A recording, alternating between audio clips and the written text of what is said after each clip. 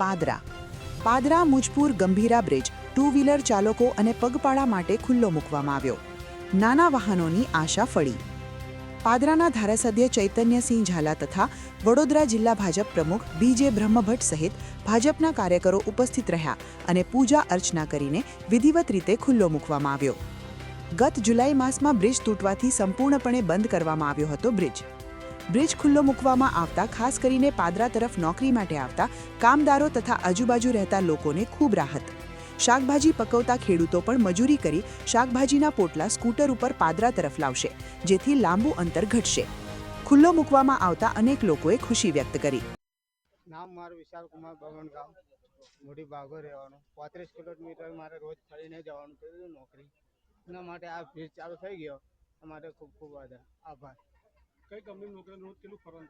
35 kilometre Kerala company. Mujpur ગંભીરાને જોડતો bridge જે ગત વર્ષના જુલાઈ માસમાં દુર્ઘટના થઈ હતી, ત્યાર પછી સદંતર અવરજવર બંધ હતી, અવરજવર કરી શકતા નહોતા, જેથી કરીને ગંભીરાથી આવતા અને પાદરાથી જતા રોજિંદા લોકો કે જે કામકાજ અર્થે, ખેતી અર્થે, માર્કેટ અર્થે કે ભણવા માટે અવર જવર કરતા હતા, તે લોકોને ઘણી બધી તકલીફ પડતી હતી.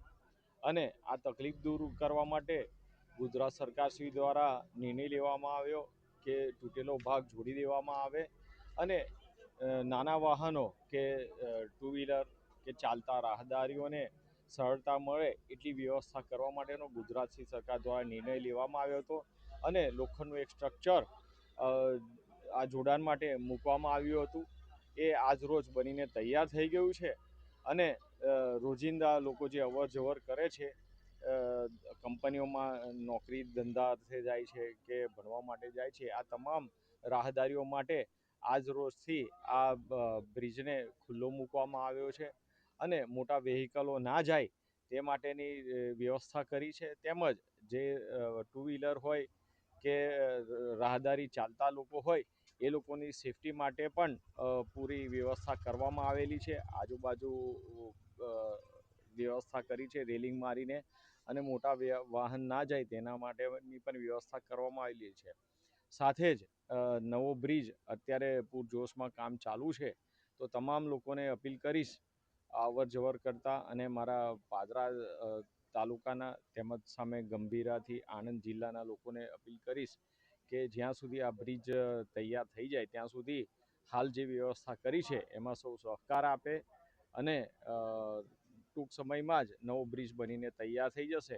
આજરોજ આ લોખંડના સ્ટ્રક્ચરને જોડાણ કરી ટુ વ્હીલર અને ચાલતા લોકોને અવર જવર માટેની વ્યવસ્થા ખુલ્લી મૂકવામાં આવી છે.